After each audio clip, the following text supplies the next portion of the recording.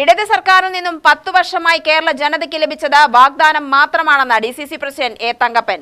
തൊഴിലാളികൾ അടച്ച അംശാദായം പോലും അടിച്ചുമാറ്റിയ സർക്കാരാണ് കേരളത്തിലേതെന്നും തങ്കപ്പൻ.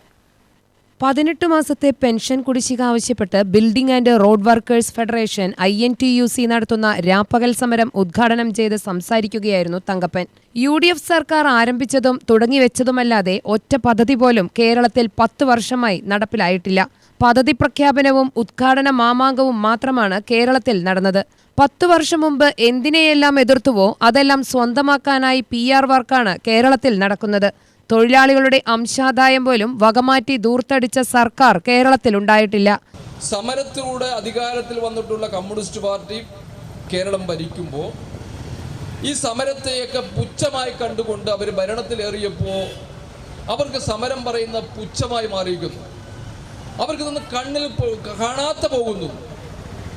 എന്നിട്ട് ഞാൻ പറഞ്ഞല്ലോ, എന്നിട്ട് അവർ ആവശ്യപ്പെടുന്നറിയോ, വീണ്ടും ഇത്രത്തോളം നിങ്ങളുടെ തന്നെ ക്ഷേമനിധി ബോർഡിൽ നിന്ന് 1500 കോടിയിലേറെ വകമാറ്റി ഗവൺമെന്റ് എടുത്തു കഴിഞ്ഞിരിക്കുന്നു. നിങ്ങളുടെ മാത്രമല്ല, ഓർക്കണം, നിങ്ങളുടെയാണ് പൈസ. ആ പൈസ നിങ്ങളുടെയാണ്, അവർക്ക് ദൂർത്തിന് ഉപയോഗിച്ചിരിക്കുന്നു. അതുമാത്രമല്ല, ഞാനൊരു കാര്യം കൂടി പറയാം. നമ്മളെല്ലാം ഈ ഗവൺമെന്റ് അധികാരത്തിൽ വരുന്നതിന് മുൻപ് 65 വർഷമായിട്ട് കേരളത്തിന്റെ കടം പറയുന്നത് 1.5 ലക്ഷം കോടിയാണെങ്കിൽ 10 വർഷം കൊണ്ട് 6 ലക്ഷം കോടിയിലേക്ക് കടമായി ഉയർത്തുകയും നിങ്ങളെപ്പോലുള്ള പാവങ്ങളുടെ ക്ഷേമനിധി നിന്ന് പൈസ ഊറ്റിയെടുക്കുകയും, ഒരു ക്ഷേമനിധി മാത്രമല്ല ധാരാളം ക്ഷേമനിധി ഏറ്റെടുത്തിരിക്കുന്നു.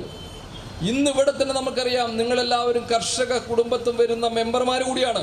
ജില്ലാ പ്രസിഡന്റ് ജോസ് തോമസ് അധ്യക്ഷത വഹിച്ചു. KPCC ജനറൽ സെക്രട്ടറിമാരായ C Chandran, KA Thulasi, P Balagopal, ഭാരവാഹികളായ AP Usman, K Xavier, Malathi Krishnan, John Pazheri, PV Muhammad Ali എന്നിവർ സംസാരിച്ചു.